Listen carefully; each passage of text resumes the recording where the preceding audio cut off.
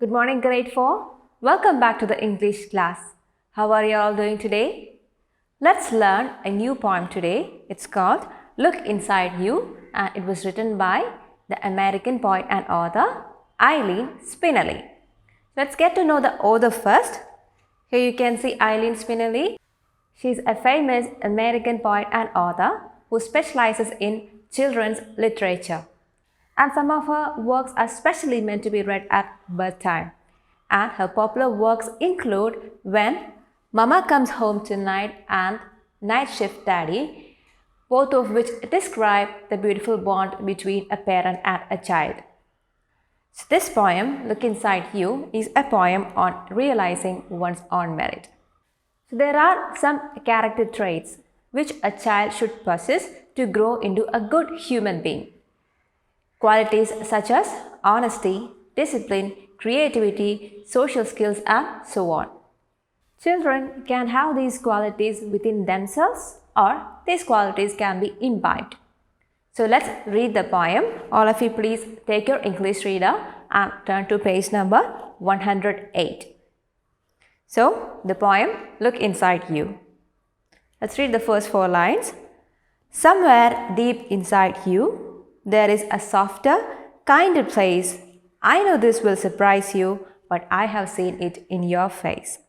In this poem, the poet talks about a bully. And who is a bully? Bully is a person who behaves unkind or insults others often. Why do they behave this way? Because they want to get attention. They are afraid to be themselves and they are weak. And they try to cover up their weaknesses by bullying others.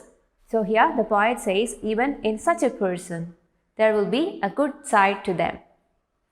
Now let's read the next 4 lines. Your eyes are often sad, although you wear a surly grin. Sometimes when you stand all alone, your mien seems worn and thin. Here the poet highlights the saddened eyes behind a bully's forced smile. Here surly means an unfriendly or unkind and grin means a broad smile. So here the poet says a bully may appear so happy and so brave in front of others. But when they are all alone, this is not the case. They might be feeling so weak inside. They may not be happy inside, but they try to put up a happy face always, trying to be brave in front of everyone. Now, I wish that you would take a step, a small but a brave one too, and look inside yourself to find the good I see in you. Through these lines, the poet encourages the person to rediscover his or her true self.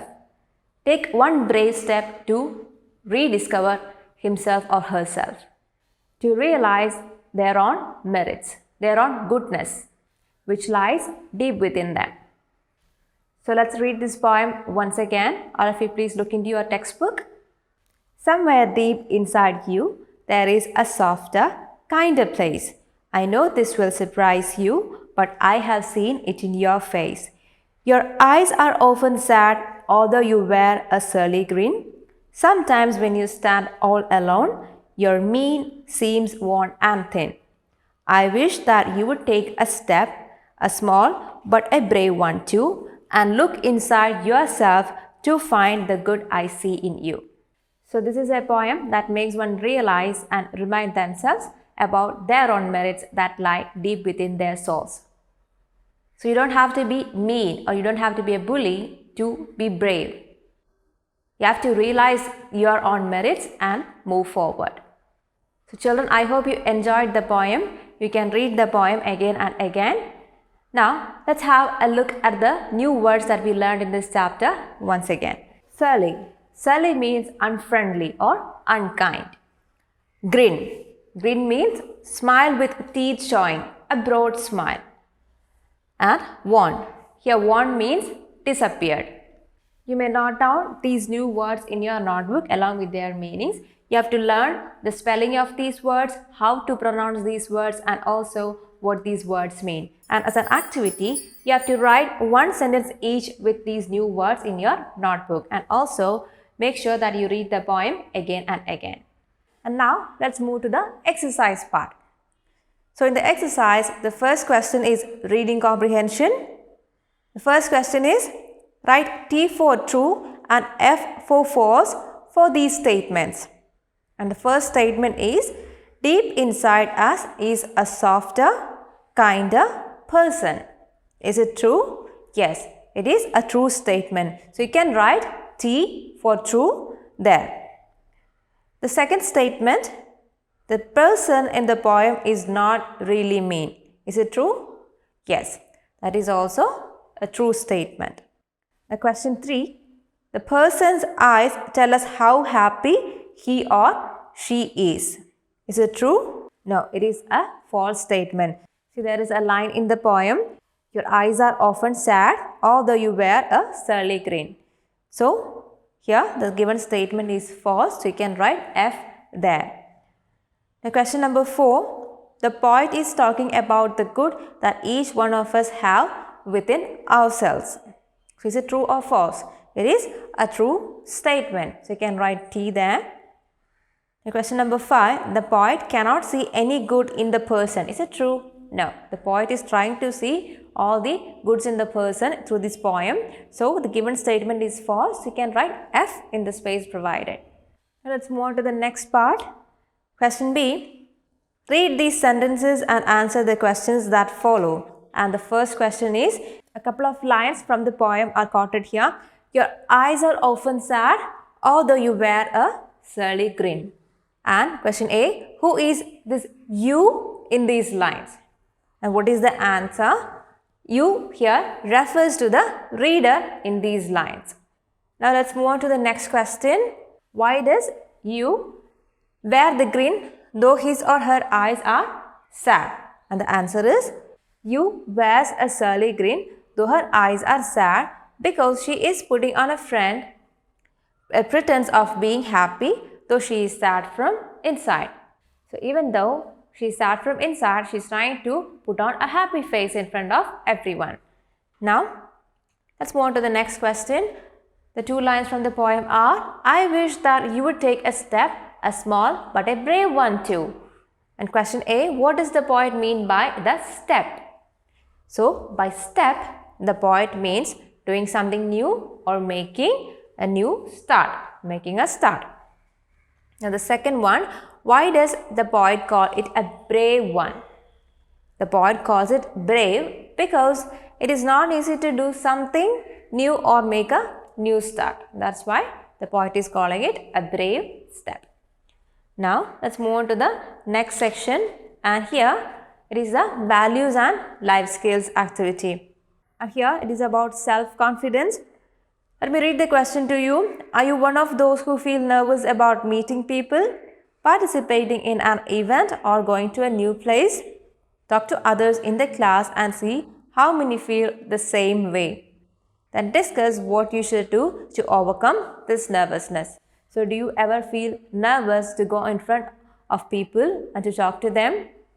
So if you ever feel such a nervousness, what you have to do? You have to believe in yourself, you have to be confident in yourself, and then you'll be able to get over that nervousness easily.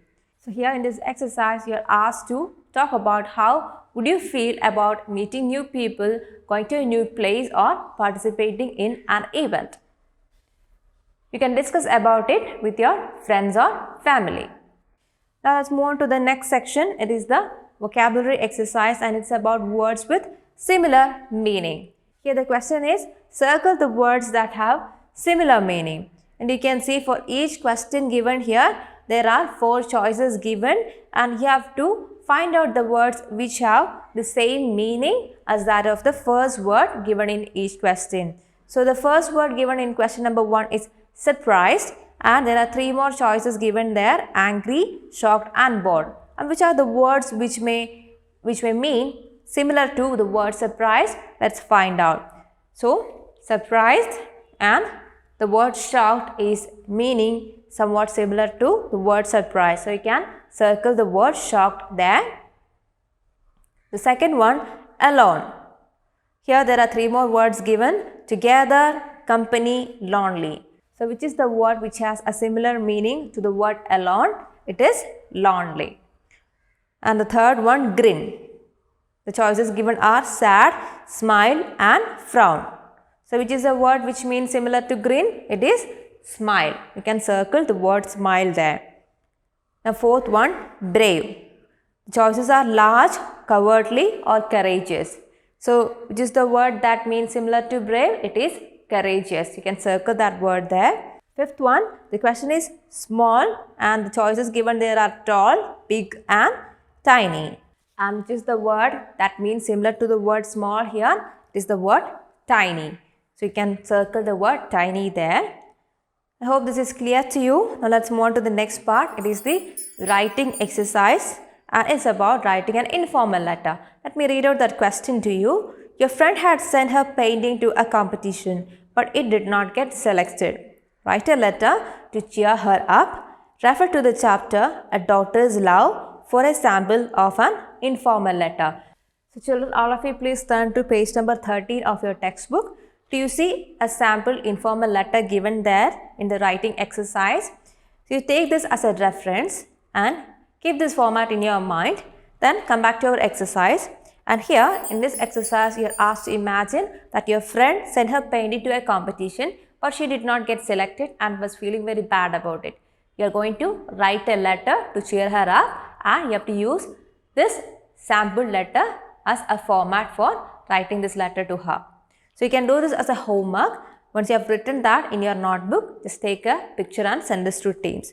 And the next exercise is My Word Bank, and there you have to write the new words that you have learned in this poem. So which are the new words you learned in this poem? Surly, which means unfriendly, grin, which means smile with teeth showing, and warn, which means disappear in this poem. So you have to make a note of these new words in your notebook and learn their spellings and pronunciation, and also make sure you know how to write a sentence each with each of these words.